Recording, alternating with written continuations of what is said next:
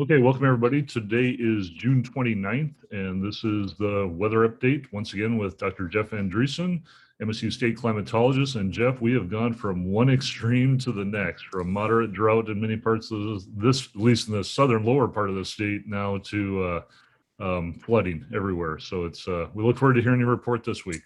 We maybe look forward to. We have, as you said, we have been through a great deal of ups and downs, and we'll try to document some of this for folks.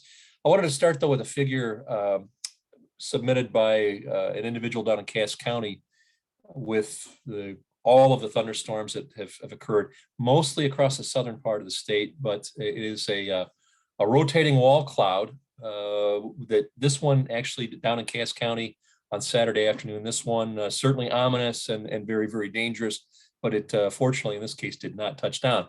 There were reports though of places where tornadoes did touch down. I'll show you a map of that here in just a moment. But the big news overall though was the precipitation. But here is the map of severe weather on this past Saturday. The red marks here are confirmed tornado touchdowns. And as you can see, we did have 6 of those confirmed in Michigan. There may be more. Fortunately, they were mostly weak, short-lived tornadoes or spin-ups. There was some localized damage, but could have been much worse. There were the blue markers here are high wind damage reports. So we probably had more damage associated with high winds than we did with anything else. But it was a very, very unusual day, and it's been an unusual week, to say the least, with all of the water vapor. Looking at the last week here, again, the story really starts and ends here. If we look at our 7-day precipitation totals on the right-hand side, and for most of the southern half of lower Michigan, you can see at least 2 inches of rain or better. Now, remember that comes on the heels of significant rain the week prior to that, especially for the southern 3 or 4 tiers of counties. So we have gone, as Kevin said, or you said, we've gone from severe drought in many instances now to the surplus water. And a lot of this rain fell since last Thursday. At my house here in Hazlet, I have recorded 5.2 inches since Thursday afternoon. That's way up there, and not quite off the charts yet, but it's way up there. Very, very unusual. There were some reports in some areas in southwestern lower Michigan of more than 7 inches, and possibly even some 8-inch totals in portions of the Detroit area in the southeast. But both of those led to some pretty significant flooding issues. But it's remarkable, given the earlier dryness, that with that much rain, we have not had more reports of flooding than we have. Again, some of that moisture soaked in. But also very important to note here, as we go northward, if we look at the northern lower peninsula, they did have significant rainfall in portions of northern lower, and they really needed it because of the dryness, but it was not nearly as widespread or as much as what fell across southern lower Michigan. So problems and issues with dryness do continue there in that part of the state. And looking at soil moisture, which I just mentioned on the left-hand side here, these are soil moisture conditions. Again, this is plant available moisture in terms of percent of the total available, the top 3 feet of the soil profile. And there have been changes. There's a lot less orange and dark brown on this map than there was in previous weeks. You can see actually green totals here. We've added a big chunk, certainly significant water back to the profile.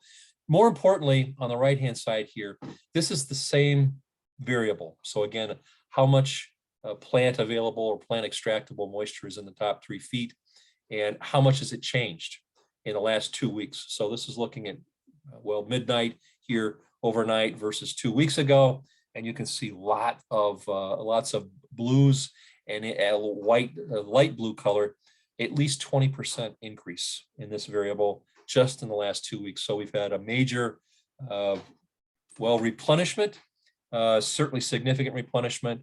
It's the kind of thing we typically don't see this time of the year, but remember, we were running way below where we typically do. But this is very, very good news, not only for at least ending, at least temporarily, in many southern parts of the state, the problems with dryness, but also looking ahead.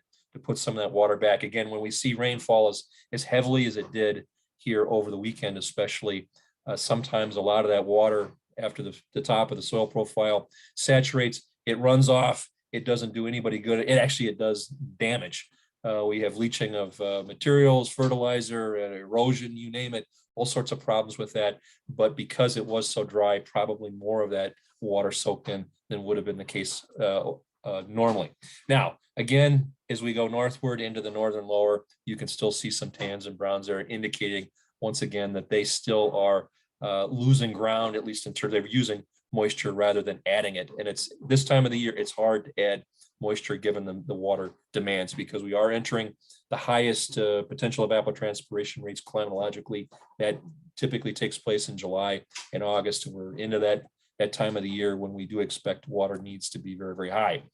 One other aspect of this that you may not have considered, but probably should, especially if you're looking for disease issues or out scouting and so forth, with all of the rain and the frequent rainfall and very, very high humidities. Dew point temperatures, and they're actually currently still in the 70s, which is in the top few percent of what we see here in Michigan. On the top side, this is 5-minute data taken from our EnviroWeather station site over at Sparta, but it's fairly typical of the southern part of the lower peninsula. And the red line here, this is air temperature. The blue is dew point temperature. So again, the higher the dew point temperature, the more humidity. And the panel below that, we're actually now looking at relative humidity, which is in green. That's the series plotted here. The green bars down at the bottom are actual precipitation recorded at this site, and there were several inches of rain over this period here. It's going back 7 days. And then the green background color here, that's when the leaf wetness sensor at the automated weather station is on. And what you can see here is, well, lots of precipitation, lots of that has occurred here on the bottom line. But because of that, and because of the very, very high dew point temperatures, you can see that the relative humidity basically up above 95%, almost saturated for almost 2.5 consecutive days. That's pretty unusual for Michigan to see something like that. It may be more common in places like the Gulf Coast, but not here in Michigan. And again, you can see that starting on Thursday afternoon here when the dew point temperature approaches the air temperature, and then the two basically go almost in lockstep all the way into Sunday morning. So an extended wetting event and duration, and for many fungal pathogens and other types of diseases, this is a huge issue. So at least another angle of this to consider in this very, very unusual weather pattern that we've been in. The drought monitor here with the rain of 2 weeks ago, plus what's fallen over the weekend, that which is not yet included in this, but there still is drought, you can see indicated over most of Michigan. This is as of late last week, but the severity has been reduced. That's the major change last week versus the previous week. And obviously we will see some reductions in that this week at all. However, I think it's probably safe to assume that there may be not so many changes, maybe even some negative changes in northern parts of the state that have been missed by the recent precipitation. So all in all, for much of the state, some major differences, but we still have similar problems in others. Degree day totals for the season from the beginning of March. The week turned out to be a little bit cooler than normal, but relative to normal on the right-hand side here, we still are running several days to about a week, calendar week ahead of where we typically are with thermal or GDD accumulations. Well, looking ahead here, we have been stuck in the same weather pattern for several days. We talked about that last week, and with expectations of a very, very prolonged event, and it's still going on. But the caveat is we do see changes coming, and I've got here 3 panels looking at upper air flow across North America, starting here this morning, and then moving on out to Friday morning and then out to Monday morning.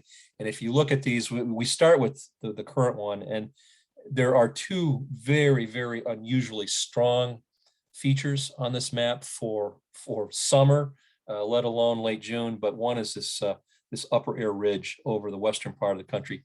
This is the feature that is directly related to or causing the record-breaking heat out in the Pacific Northwest and even into British Columbia and Western Canada as well. This is something that you just would never expect to see on a weather map at this time of the year, but it's there. There's another ridge here over the far eastern part of North America. And in between that, we have southwesterly flow aloft, you can see. And the key to that for us is it's allowing the transport of just tons and tons and tons of water vapor out of the Gulf of Mexico and the Caribbean, tropical air northward up into the upper Midwest and the Great Lakes. And that's been the case here for almost a week now.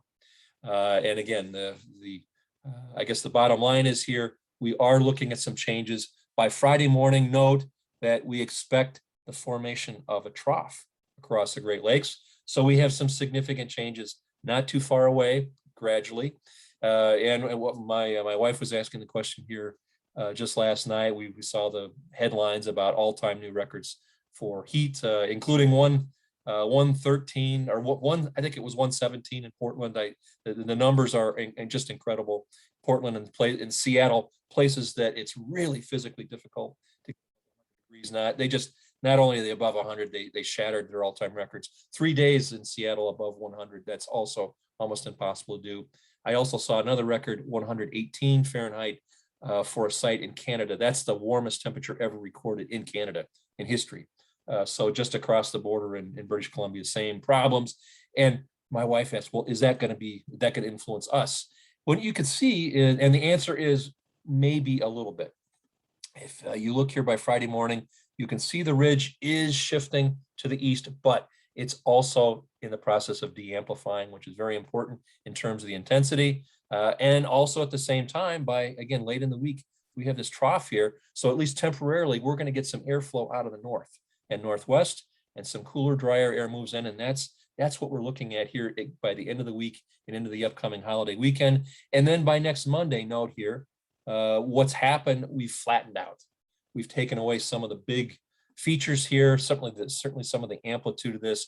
So we're looking back towards a more normal type of weather pattern, probably a little warmer than normal by the time we get to the middle of next week, but certainly a lot less going on than what we've had over the last several days. Also probably drier type of weather pattern as the weekend and early next week comes in. So in the individual maps here this morning, if you looked at this weather map, we could have probably put up the same map from last Thursday. Nobody would know the difference. There's been very, very little change. We do have a frontal boundary across northern lower Michigan here today, middle of the day on Tuesday.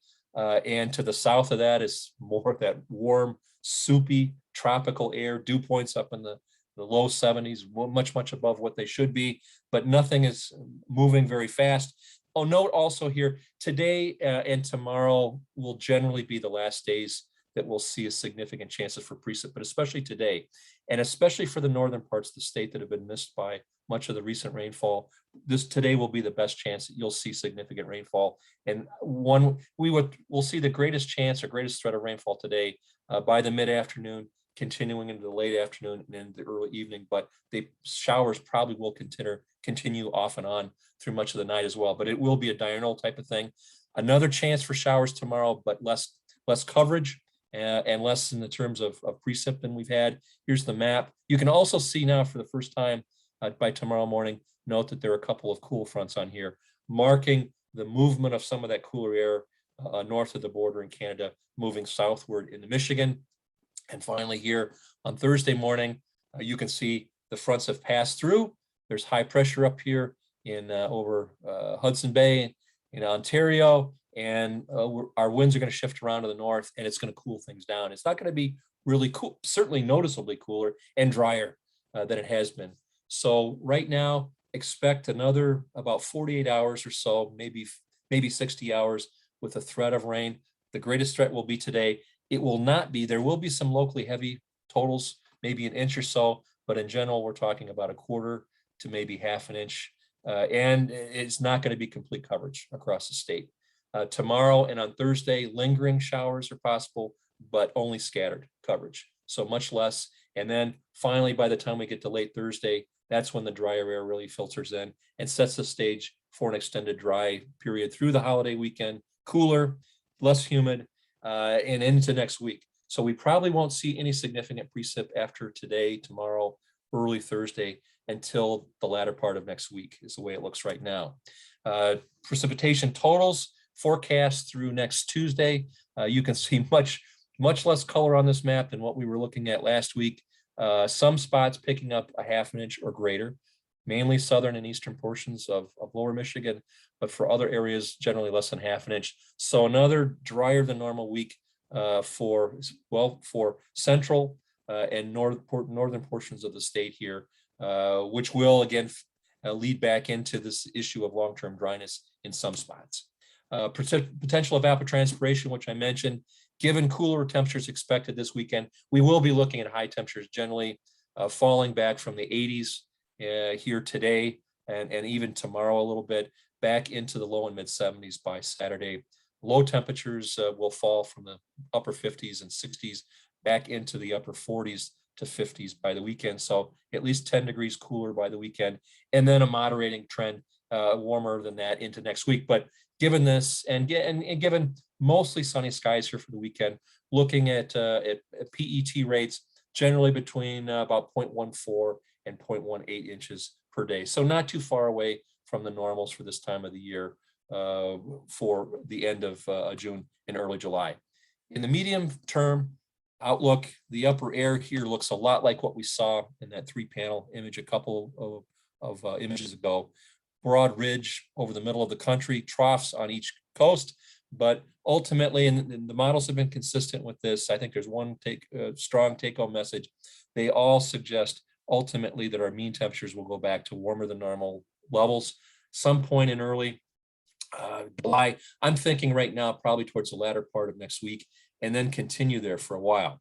Precipitation, there's less direction, but the theme that we see is drier than normal conditions to our west, especially as you get out over the northern Great Plains and into the northwest, and then wetter than normal conditions to our south and east down over the Ohio Valley. We're somewhere in between. So Michigan could easily be on both of these sides depending on the day in question. So no real direction on precip, but certainly I think the take home is it looks warmer than normal. 8 to 14 day outlook is very, very similar to this, as is the 3 to 4 week outlook. This really moves to the middle of July. You can see warmer than normal weather is expected across all of the lower 48 northern couple tiers of states. And then again, that period there, that pattern with drier than normal to our west and wetter than normal to our south of precip. So no real clear defined direction on precip. And with that, I'll summarize here and basically remind or review, we're looking at a change coming, a couple more days of the same old, but we will see changes and noticeable changes here by late in the week and dry out a little bit here for the weekend and into next week with cooler temperatures first and then warming back up next week. So Kevin, I'll turn it back to you. Thanks, Jeff. Definitely a week of changes. As we went from, like we were talking about earlier, from talking about drought throughout much of this area to flooding issues now. But it looks like we get through today, we'll dry out a little bit and see what the rest of the summer holds. And we're almost to July. Right. And I think it's probably one last thing I didn't say too much, but we will talk about this again. But in some areas, we've actually made up these long-term deficits in the southern part of the state, but a lot of it depends greatly on soil types. And in areas with coarse textured soils, a lot of the water that fell here over the last several days and the last weeks, a lot of it did infiltrate and get in. But for areas with finer, more poorly drained soils, there a lot of this water didn't make it in. And so we haven't seen the last, I think it's in many areas, we have not seen the last of the issues and problems with lack of water, especially since we're not into July yet. And given the climatology, it's something we're gonna have to keep in the back of our mind. Don't put that out of mind yet, the need for water, because it probably will return in the upcoming weeks. Okay, excellent, Jeff. Thank you very much. And we'll get through the 4th of July holiday weekend. Hard to believe that's already here, and we'll see you next week. We'll see you next week. Thank you.